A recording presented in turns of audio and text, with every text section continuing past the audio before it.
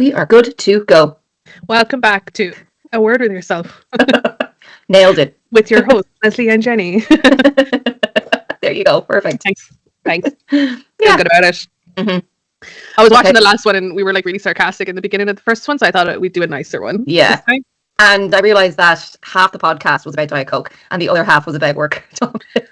I think that's fine. Me too. It's like I went to do the timestamps and usually there's like 5 of them and it was just 0 to 25 minutes. Diet Coke, 25 minutes to end. Saying no in the work. We should get sponsored. We're just giving it the platform it deserves. Yeah, because they really need help. Sponsored by Diet Coke.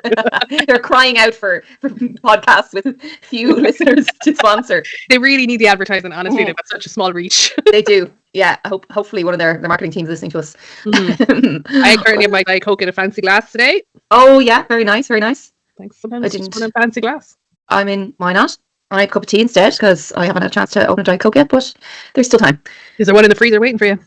There is not, actually. I need to put one in there and remember to take it out. So I'll just make a little note for myself there now. I did nearly do that in work again today, and then I went into the kitchen to get something else, and I remembered, thank God, it was only semi-frozen. So saved myself the hassle there. But anyway. I have a really, really good and important update from our last recording, which is Tipperary won the All-Ireland. Oh, right. Didn't know where that was going, but yeah. They did in epic fashion. In an absolute shocker of the second half. And I say that as someone who doesn't really watch it. I was into it, and the second half was absolutely insane. God.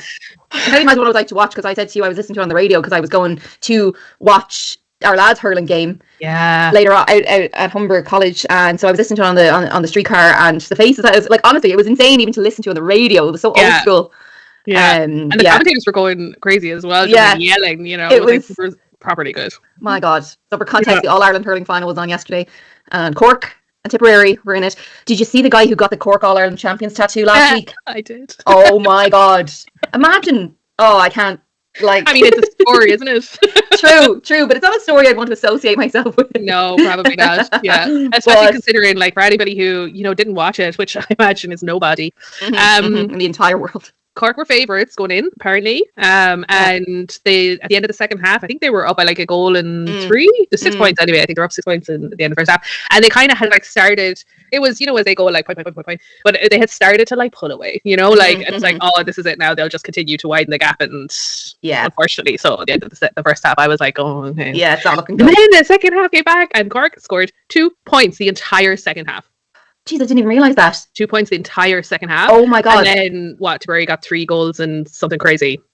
Like, I remember now in the second half against them, 2 points for that level of player, because some of those lads length of time. Yeah, for that length of time, because some of those lads can hit a point from, way deep in their opposite half. So to get only 2 points is insane. And then they lost a player. Yes. Which also helped, but I still think Tip would have won regardless. Like, they were already taken over when the person got sent off. Even me watching it, but again, to be clear, not great knowledge here. Like, I would just have passive knowledge from existing in Ireland. Yeah. Right. I could tell watching them that like Cork just collapsed. Like, their whole game just collapsed, and like Tip just absolutely dominated them. Like, they just kept making stupid mistakes and like giving away penalties. Like, they just kept just like fumbling it. Honestly, really, really fumbling it. They just couldn't get out of their heads of it at all. Yeah, they got the yips. They got the yips. They really did. They really did. Yeah. Yeah. It's one or two things that can just switch it so quickly, and then the other team gets confidence. You lose. Honestly, it can go either way. Like, it just depends on the mindset. And it was they were in injury time at the end, and like I think something like Tip got like 2, for what reason they even needed 2 more points in like a minute. In like the last couple of minutes, just fired another 2 points for the fun of it, Yeah. Oh no, it was fantastic. Yeah, it was. It just makes you feel very patriotic, doesn't it, when you watch it? Yeah, really did. Yeah. Michael D was there, and he made all of the hurlers look really tall. Oh, they're so lucky they got to meet him. I know. Highlight of the day for them, honestly. Yeah, I'm like, feck the game. I met Michael D. And it's last year as well, Oh God, he's such an angel. An angel among us. He needs 2 walking sticks now to walk out to them. Oh God, bless him. I know. He's like David Attenborough, like, or something. When he dies, it's going to be tragic. Absolutely tragic. Can't think of anybody else apart from those 2. Yeah. Terrible stuff. He's going to live forever. He's an icon. Obviously. Yeah. Well, I mean, like, he's one of the good people now, as far as we're concerned. If you know, you know. Yeah, immortal. I wish they had a kiss cam at the All-Ireland. Could you imagine? The stuff they would pick up would be God, the nonsense that would be going on. Have you ever been to Croke Park for a game? Once years ago now, but yeah, no, it's great atmosphere, like crazy. Yeah. But that would have been actually, it'd probably be too much of a risk to do it at the game stuff. Even though we've seen that it can be a risk for anybody, anywhere. Which takes us to our topic of the day and associated things that are going to come out of it. Yes. Which is, we've all seen the little video clip of the CEO and their HR person at the concert in Toronto. Is it astronomy? Oh, is it astronomy? Astronomer? I never even heard of the company before, but now everybody in the world does. So. Now they're famous. That's true. Could be the best thing that ever happened to them if they replace the CEO with somebody good. And I still don't know what they do, to be fair. Actually, I'm not quite sure what they do either. So it's kind of failed in that aspect of things. Everybody knows the name, but has not quite any idea what they do. But my God. If anybody hasn't seen the clip, it basically like a standard, like, I didn't even know they did that first of all at like concerts. So I'm already why did this exist at a Coldplay concert? Yeah.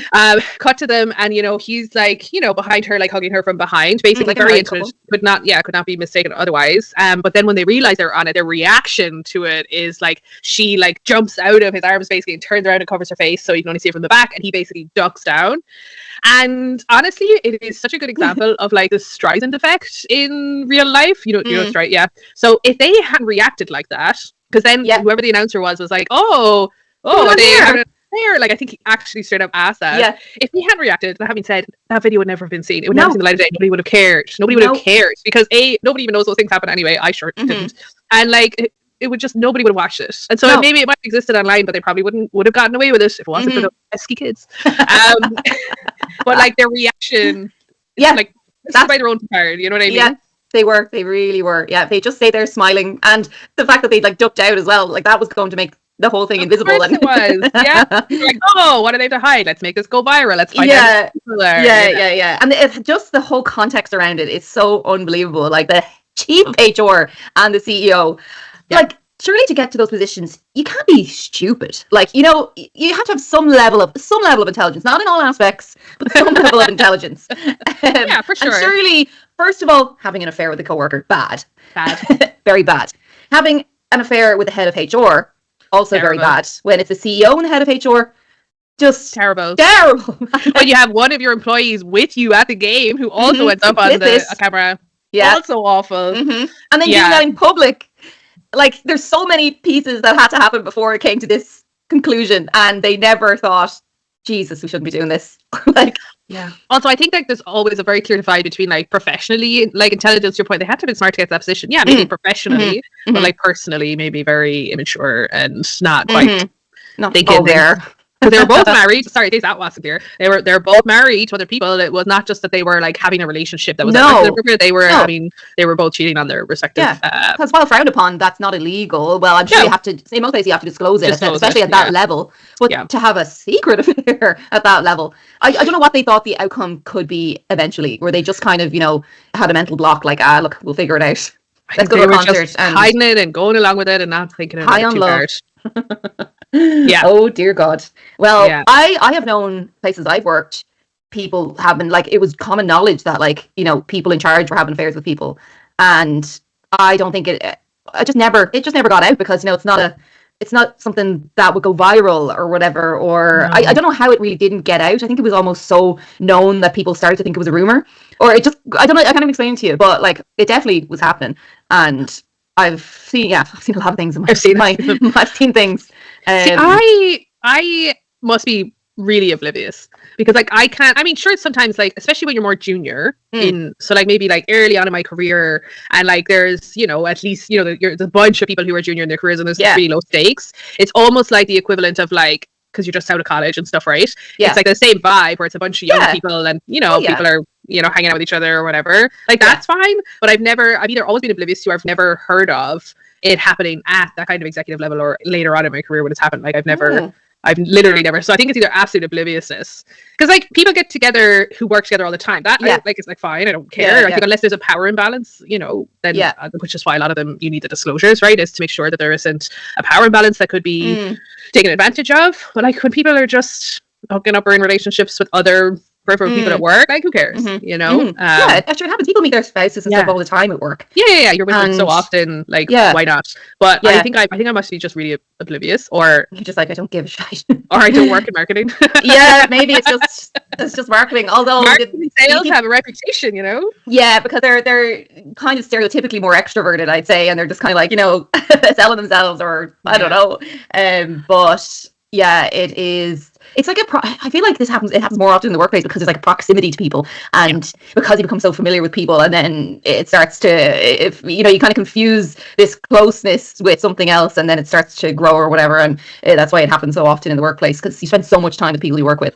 You ever hear the thing about the difference between like work hot and real life hot? No. Okay, because it's on TikTok all the time. It's just like, is he work hot or is he actually hot? I can't tell. I implicitly understand the concept, even without having heard of it before. Yeah. Because people grow on you over time, and then you're kind of blinded by that fact. You're like, I would not be attracted to this person outside of work. To be like completely cynical about it for a second, like there are studies that basically you can create the feelings of like lust and love or whatever just through like proximity and like intimacy. And I don't mean intimacy, but like closeness, right? Well, yeah, so, shared experiences, and especially shared stress, especially if you go through the trenches with each other and something that creates, it bonds people. And so it's not really any different to doing that outside, because you do spend so much more time with them, right? Exactly, yeah. And so like, because it's kind of like when you think of, what is the, if you were to believe in, and I don't, if you were to believe in, there's just one person for you out there in the whole world, if you were to believe that, then what are the odds that everybody finds those people at all? We'll stop considering how many people there are in the world. And a lot of them just seem to coincidentally find them in their hometown. Like, you know? Yeah. And so like, there's obviously multiple people out there for everybody, which I do think, and it is closeness and familiarity and all of those kind of things that do generate that, right? And so in the same way that loads of people, you know, find that in their local area, then hot signals in your local area, then it makes sense that you would also find that at work, right? Yeah. Do you know what? I'm watching Love Island right now, and the same idea though applies, because some of the people go into Love Island and they hate each other at the start, and then they're there for so long that 7 weeks later that couple could be like in love. It's so interesting to watch, like a social experiment. I know people think, oh, it's trash TV or whatever, but it's just so interesting to watch them go from being like enemies and hating each other to like fancying each other, or like it's mental. But it's the same kind of thing that happens at work. People grow on you. Time, closeness. Yeah, you can manufacture them, which reality TV shows are very good at doing. Manufacturing those like factors, environmental factors to make that happen, and it's why most of those relationships don't survive after like a year outside of them. So. Yeah, that's true. Actually, I never really thought about that. They don't consider how different it would be once, if they're having an affair and then they get together. Like things are going to be completely different. You're no longer like in secrecy and have that thrill, and then you're not working together. It's not the same, and things are completely different. I wonder how that chief people officer is ever going to get a job again. Honestly, and do you know what's really crap about this as well is that like. This hasn't happened yet, but let's just the odds are she's going to struggle with her career now forever, and he won't. What are the odds? Right? You know, that she'll get most of the heat, and because she works at HR and all this stuff. But like him as CEO has more responsibility than HR for these kind of things. But like, but the perception, he will not get the same. Which is sad and annoying and frustrating and rage-inducing.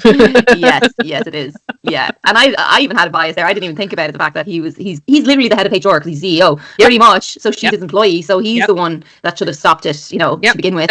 There's a power balance there because he's her boss. Exactly. Yeah. But it's because she has the title of Chief Human Resources Officer or whatever that perception is that, you know, she can't be in that role again because she, you know. But the CEO can kind of. He'll be fine. Oh. I'd say he will, and you know what? He's probably a millionaire already. So you know what? He's probably just retire into the sunset. Well, a lot of CEOs like that don't want to do that. They'll try and find something else, or he'll start his own company or something. But just this being scarlet from the embarrassment is mortifying. Mortifying. That's the best word for it. Absolutely mortifying. Yeah. And like the thing is, like they're not the first, they won't be the last not to condone their actions. Obviously, don't cheat on your spouses. Yes, in general. Don't stop. Work or otherwise, don't do it. But. You know, they're not the first, they won't be the last. But like, honestly, if they had just kept blank faces and looked boring and didn't react, none of this would have happened, right? Yeah, that's the thing. They're thinking they could go back in hindsight. I'm sure they would have like, damn it, we should have done that, but it's too late. Yeah, I mean, you just react in the moment, don't you? Yeah. And they'll think about it for the rest of their lives, I'm sure. Yeah, I'm sure they will. Because it's interesting then, like, is what I found interesting afterwards is when you're looking at it from like a company PR perspective. Mm-hmm. And so, as we've seen over the years of social media generally, is that companies are increasingly having to put out statements to react or respond to something that happened, even if it's like the actions of a single employee in their personal time, And so the need for like PR or like at least PR training for all companies seems to be becoming more common. And I think can happen so quickly with the prevalence of social media and everybody video and yada yada. Yeah. And what for me I found interesting was one, when the statement, and that's in inverted commas for anybody else, came out, there was the initial outcry of like, oh, this is terrible, I can't believe he said that. And then it turns out he didn't say that it was fake. One, the fact that they, as a company, you suddenly have to prep and know what to say exactly because it can go so wrong. We could talk about how it like goes wrong. But then also the fact that like they also had to contend with a reputational damage from a statement that they didn't even make. And even now when you look at people's videos and stuff of it online, they're still circulating that and people are still believing without that statement that statement is what he said. And he hasn't released a statement, like full stop. No, and I believed it at first too, and I was looking at it on Twitter, but then I happened across or upon a tweet that said, it wasn't from him, company debunks statement or whatever, and they put out their own statement then. But if I had seen that would have been, to me, that was his statement, and I'm sure that happened to the majority of people who saw it. So it's like you can't control these things. So that's what they struggle with in like PR and things like that, trying to control the narrative, and it's more difficult now, obviously, because things happen so quickly. And I'd say their communications and PR department has been round the clock panic stations. Because they'll have to come up with the plan. Okay, what's been said? What are we going to do? What are we going to say that won't kind of make us look bad or that will invite questions, even though there's going to be so many questions to that. But trying to come up with the general idea of what you're going to say and then refining it and getting it approved and all these things that it has to go through. Oh my God, I can't even imagine what they were doing. And then the chances are, you could put out the wrong message and then you're even more screwed. So trying to get the messaging right is so hard in order to create, not create a story, but to kind of mitigate the only thing you can do, mitigate the damage that it's done. So it's such an important, I feel like a lot of companies kind of brush off the PR and things like that, but my God, like to have good people in those departments at a time like this is like invaluable and priceless. And it can happen to any company at any time. So having good people is essential. Yeah. And then it's even like knowing when to even say anything, because a lot of people jump to, people are asking, so we better put out a statement. And like sometimes if you just say nothing, it'll just go away because, especially something like this, which isn't inherently super harmful. I mean, sure, there might be concerns about like, was there special treatment? Like, sure. But in the grand scheme of like companies actively doing harm, like it's not. And so, like, if they don't put out any other statements, people are going to forget about this in a week, and it'll be brought up as a joke every so often. But for the most part, it'll be I think less is more. In this context, I think they made the right move of kind of removing him straight away, because they could have gone the opposite way and kept him or whatever, and just kind of held out and maybe removed her and left him. You never know. She's been bad. So I think less is more in this case. They probably would have had to prepare a lot of key messages internally for staff to say, the contact centers and things like that, if people are calling them, and they have to have something written down that they can kind of a spiel that they can say to people if anyone asks, or even like investors, all that they're going to have stuff made for that, even if they don't publicly do it. But like investors being like, what the hell, like the CEO of this company I have a huge stake in has literally sank it overnight. And then like even just trying to control employees, right? Because people are going to be reaching out to any employee of the company, and how do you say, hey, nobody speak to the press, and then that they don't speak to the press? Then there'll be like NDAs and stuff like that people might be legally beholden to not, but like. But if you work there, there, hard to get like an anonymous source to say, especially if you imagine either accurately, but then also maybe inaccurate. Maybe somebody has a grudge and they go anonymously to the press and they say a bunch of shit. Like there's so many ways it goes sideways. I'm sure there's definitely a few people who have a grudge against the CEO and the chief HR officer or whatever. Definitely. I would say Monday morning was a hoot in that office. I've seen so many skits. I've seen so many skits online. I'm like, what that looks like. Could you imagine your team meeting on the Monday morning being like, this deliverable is due today? I'm like, okay. But what about the CEO? Oh my God. It's just like you couldn't write it. You could not write it. I saw one where it was basically like, this has been the best incentive to work is to go into the office to work. It is. See what's going on. Oh my God. I'd love to be an employee who had an issue with the CEO, and then I would have been like, oh, karma is real. Right. Oh dear God. Yeah. But Jesus, I hope his wife takes him for all he has. Oh, listen, I hope she gets anonymity and peace. Yes. God help her. But I had something else to say on that now, and it's gone out of my head. Yeah. But PR for companies is crazy. So like, because you see companies who then overreact and they put out statements early and they defend themselves, and you know, the thing is that even if someone, like, even as a company, someone says, oh, that, you know, makes this statement or about you or whatever, and it's wrong. If you as a company then try to defend yourself and say, no, that's not true, it's this and this, it honestly gets to a point where it doesn't matter if you're right. The fact that you're defensive about it by itself is considered bad. Like thou doth protest too much. Yeah, you know, which kind of sucks, really, because you'd like to be able to like set the record straight in things. But it's kind of gone to the point, that if a company needs to put out a statement, like the first rule of putting out statements is don't. The second rule of putting out statements is don't. And then maybe the third rule is like, okay, we really have to. We need to make sure that we like take accountability, like, you know, like a proper apology, like format of what that looks like, and keep it to minimum details, right? It's like celebrities who something happens to, but you know, the ones that go and make a statement, it's worse for. But the ones that just don't say anything, nobody knows if it's true or if it's false, and then something else happens and it's gone. So it kind of like sleep on it. Do you ever send something at night and then you wake up in the morning, you're like, why did I send that? Like, if I slept on it, I would have made a different decision. So not like acting off emotion and just be realizing that you're emotional right now and not doing something and then sleeping on it. You generally have a different opinion the next morning when you wake up. So even that kind of idea, as I said, for companies, just, you know, if you want to make a statement, don't. Yeah. And you know, if the last resort is a statement, you know, keep it very minimal and vague. Yeah, I think it's like maybe there was a day when a company put out an official statement, people were like, oh, okay, that's true. But I think now there's like almost zero trust in organizations, companies, full stop, and you know, for good reason, right? And regardless of the company, it's very much a case of you have to build trust from absolute zero, if not negative. There's no notion of starting with trust and then losing it, right? Like, it's like, no, we're going to assume you're lying all of the time. Yeah. And so statements from companies now are like, assume that whatever you put out, people are going to assume that you're lying, and how are you going to respond to that? Yeah. And that's why crafting the message comes in like as important. It's like, are you getting it across in a way that people think you're being honest? Like, you're providing enough information that people are satisfied with it, or is it vague and is it using buzzwords and you just come across as disingenuous, which like a lot of the time they do. Like, even if they are being transparent, they still try to word it in a way that doesn't invoke kind of like anger or anything like that. So you know, they're not really, they're trying to spin it, obviously. Okay, this was bad, but such and such is good, or, you know, try and it was the same with the Amazon. Remember we did a review of Amazon's employees. Yes, the letter of return to office from Andy Jassy, and it literally started off with like, we're doing great, this is amazing, by the way, you're gonna have to buy. So it's like distracting from something. So they're, you know, they're never 100% honest, because they're still writing it in a way that's meant to kind of make you think a certain way or act a certain way. So you can't really believe anything, honestly, no, ever. In which case, sometimes silence is the best option, right? So I actually, there was like something, I think I read it once. I'm looking for it now, so I'm not looking. I read it once. It's like a saying, or at one point I actually had it like stuck up on like a post-it note on my screen, because I thought, that's really good, I need to remember that. And was it what the Queen used to say? What did the Queen used to say? She had a mantra. Oh my god, what was it? Queen's mantra on not speaking. Well, mine is Manny's the person missed the opportunity to say nothing and lost much because of it. Yeah, that wasn't the Queen. That wasn't the Queen? No. No.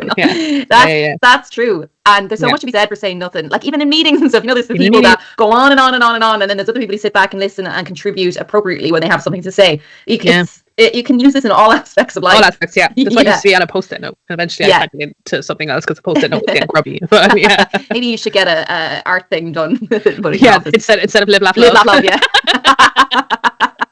Put it beside your live, laugh, love. Oh gosh. If you ever see a live, laugh, love sign in my house, take me up the back, you know? Ashley absolutely hates that. Like, whenever we see one, she like just gets so furious. So I should let her know that you feel the same. Oh, she'll listen to this and she'll know. I think, you know, the moment has passed, right? Like 20 years ago, 15 years ago. Yeah. Oh, the Queen thing is never complain, never explain.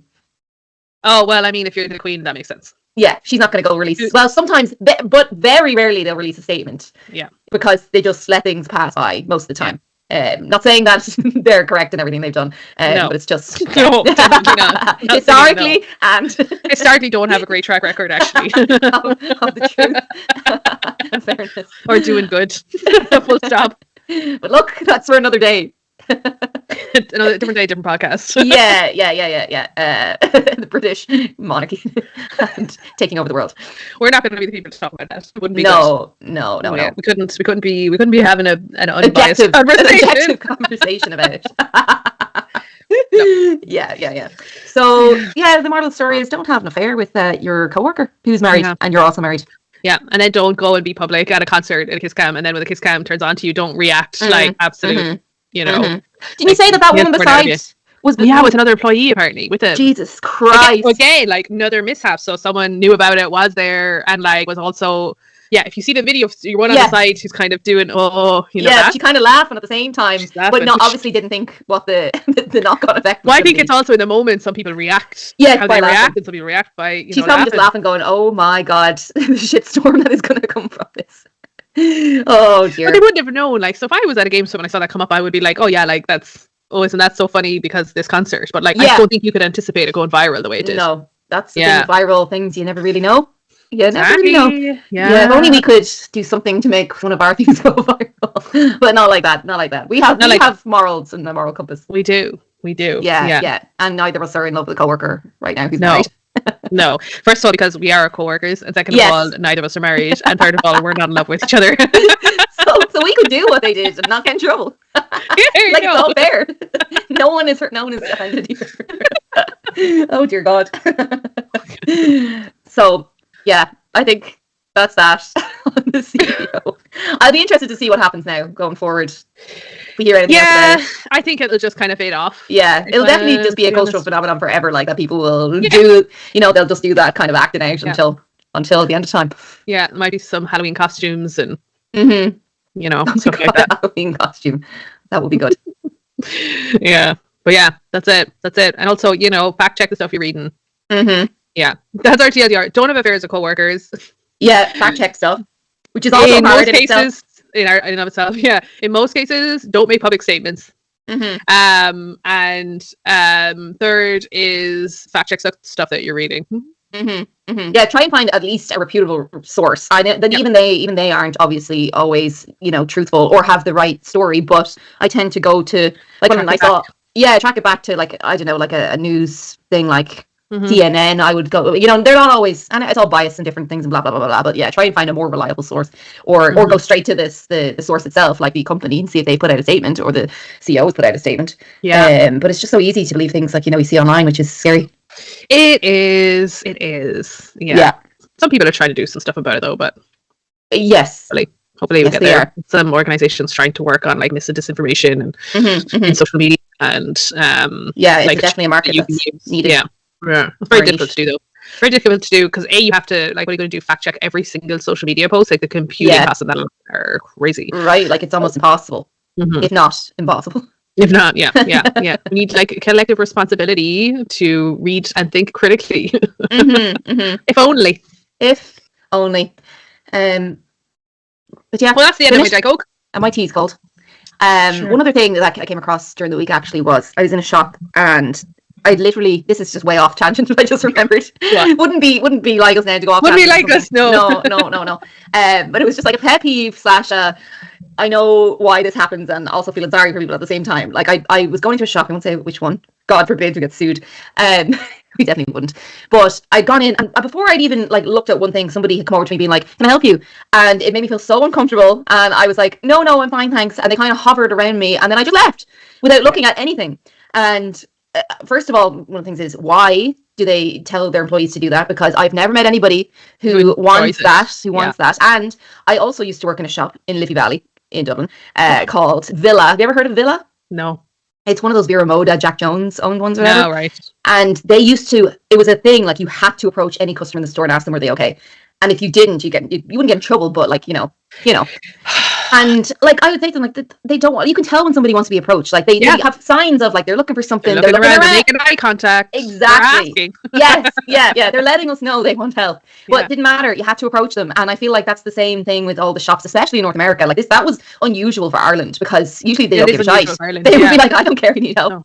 Get it yourself." And to me, it's so counterproductive because I remember I was shopping. I remember distinctly I was shopping for an armchair in a store in Toronto. I guess we won't name them. I've already named. And I knew exactly what I wanted because I already had one of these armchairs. So I was like, I'm going to go in and order the same one, but I wanted to pick out a slightly different color because you would pick the fabric and the color or whatever. And anyway, so your one came over at the beginning and I said, no, we're just browsing, thanks. And this happened like 2 or 3 times. And then like what she would do is she kept like not just interrupting us, but she would hover enough so she was eavesdropping on our conversations. And then she would just interject. Like, yeah, as if she was already part of the conversation. So like we'd be talking and then she'd just join in and it would be like, can you, and like a couple of times I said, listen, I am looking to get something later, but right now I want us to be left alone. Yeah. Like at one point I actually said, can you please leave us alone? When I need you, I will come find you, I promise. Like, and she just wouldn't. She just kept following us around in the distance and then like including herself in the conversation. And like we were having conversations at this point about, I was like, so we got the look at the arbitrary, looking at the things. And she kept saying, oh, you know, and I'm like, listen, I said, I want to have a private conversation with my partner about what we're doing about this. And I said, and if you continue to interrupt us, I'm not going to buy this armchair. And to be clear, I'm here to buy this armchair. And I will, if you won't, and I was like, I actually said to her, I said, listen, I really need you to leave me alone. If you please leave me alone. If you don't leave me alone, I'm not going to be able to buy this armchair. And she left us alone for 5 fucking minutes. Oh my God.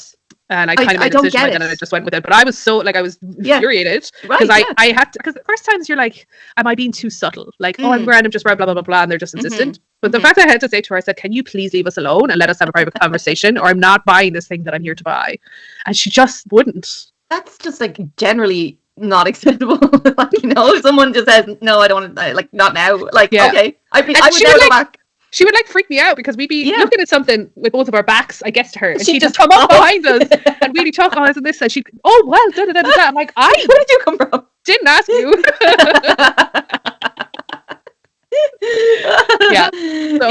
So I really needed to obviously get that off my chest. Yeah, how long have you been holding on to that for? 5 years. Because it was before COVID. I could tell something was bothering you. That's why I brought that up. Yeah, that's it. That's the whole thing. Oh my God. Okay, that's insane because, I feel like no company would make somebody do that unless like they were under really strict targets.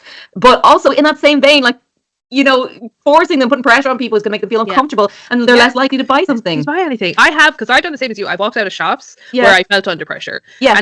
And here's the thing, like, I'm normally very, like, I know what I want to get and I go to places to get the things I want to get. So that's normally how I shop. But whilst I'm doing that, it's rare that I will come out of those excursions without a few opportunistic buys, obviously. Of course. And the thing is like they're actually preventing me, because the only reason I will persist through being like over-serviced, which is kind of describe it, is if I have a mission, I'm like, okay, I need to get this thing, and this is the only place I can get it. So like I'm going to do this in spite of how you're interacting with me, because then I'll just leave this. I'll just leave if they don't leave me alone. I'll just leave. And that's why I don't understand why they're still kind of pushing this way of sales in shops in the mall. Because, you know, the staff don't want to ask people, the people don't want to be asked. No. And you're going to make more money by not doing that. And I just can't see where the research is. I might have to look it up, but I know from every single person I know, and from having been in that position myself, working with people, and we'd all be like, oh my God, somebody has to go talk to that person or else we're going to get called up on it. And the person didn't want to be talked to either. And I didn't really go over and be like, I'm so sorry. Do you need any help? And you know what? Do you know actually one of the best who I think strike a really good balance? Yeah. And so I'll name them because I actually think to do a good job is Sephora. Now I say this, Sephora as a place to shop in is overwhelming. There's always too many people. There's a million products. It's impossible without prior knowledge to figure out what you're getting or doing or what suits you or not. Like it's so hard to navigate unless you're like an expert in that space. Yeah. They'll come up to you once and ask you if you want help. Or they'll say, do you want a basket? Do you want help? You say no, whatever. They absolutely leave you alone for the rest of the time. I don't think I've ever been like, never been constantly approached in Sephora. No, however, never. And however, if you go to them and be like, hey, can you help me with this? They will literally lock in on your attention. They'll like get you everything you need. They'll walk you around the store. They'll pick up items for you, and then they'll do an express checkout. Which helps them because I think they get like, you know, either commission or whatever they get for that. So I'm happy to have a win-win. But like when I know what I want, sometimes I'll go in and I'll literally be like, I'm like, hey, can you help me find this thing? Same. I'll eventually have pick up 3 or 4 more things with them. They check me out, don't have to line up for the till, and off we go. I think they do a great job. Yeah, they do, because they leave you alone in your own time. They leave you alone, but like if you need something, they'll just like help you to get everything that you need without trying to like oversell you or upsell you. Like I've never felt forced into buying something in there. They're always, you know, very genuine. I've never seen them try to upsell or anything like that. Like, oh, would you like the matching like eyeshadow for that? Never. No. They literally help you with what you need, and then they're like, okay, let me know if you need anything else, and then you're free to go and buy 10 other things you don't need. Yeah, and even on your own accord. Oh, exactly. And even sometimes like they have suggested things, but it's never been in a way that was like felt. They were like, you know, there is this other thing, like you don't have to get it, but like I can show you if you want. Like they're always, it feels like they're actually giving me good advice, not trying to force me to buy something else. Yeah, and that's the thing, trying to make it like that, where you feel like it's honest and you know there's not the hard sell, which people just do not like. No. So That's that good. reminds me. That's a good example. Because I don't like going into Sephora. I try to do it is overwhelming. It is massively overwhelming. But like, I genuinely do appreciate the people that work in there because they have saved me so many times. No, that is great. Yeah, and the portable till thing. Sorry, a till. You don't call them tills here. No, they don't. The cash register. The cash register. I don't know. Where did till come from? Well, till is what we would call it. Yeah, but what is till? Like, what is it from? Like, is it from another word? Like math, like any money. The word till comes from that. Yeah, like I think that's where like it's Oh, yeah. I'm gonna have to look into the history of the word till. Do you know what? It's really funny because I literally just watched a video yesterday of like, there's so many videos of like, here are things as an American that shocked me from about Ireland in the EU or whatever. I think this one was England, and it was like, they call it the till and we call it the cash register, whatever it is. It's like, because it is a cash register, so till makes no sense. And there was someone reacting to it, and it was like, okay, but you're just arguing that two words used for something doesn't make sense because you're used to one of them. That's not even a thing to complain about. That's not an argument. That's just a different word. Like, what do you mean? The classic. What do you mean? God. What do you mean? So true. Dear God. Wait, here we go. The term till originates from the Old English word till with a Y, which means to count or calculate. Told you. There you go. Up there for thinking. Yeah, there for it was up there somewhere, but I just couldn't explain how I knew. I had half of the knowledge that I could pull out. Yeah. It was obviously gone. Just one of the other words we can add to our doesn't make sense here repertoire. So people are like, but the cash register makes more sense. It's like, well, ours comes from a language older than English. So who's right now? Yeah. And the answer is all of us are just basically different, like fundamentally dialects at this point, almost. Yeah. Yeah. Anyway, it was just some funny stuff. Anyway. My lesson for the day is don't support Tipperary and the All Ireland. We already went, but like, that's also go and watch it. I don't know. That's it. That's what I have today. That's my fun time. Yeah. And if this sounds a bit muddled, it's because I've had to cut out something in the middle and splice it back together. So apologies, I don't have like the top-notch podcast editing software yet until we take off. But okay, all right, we'll reconvene next week. We will. All right. Goodbye.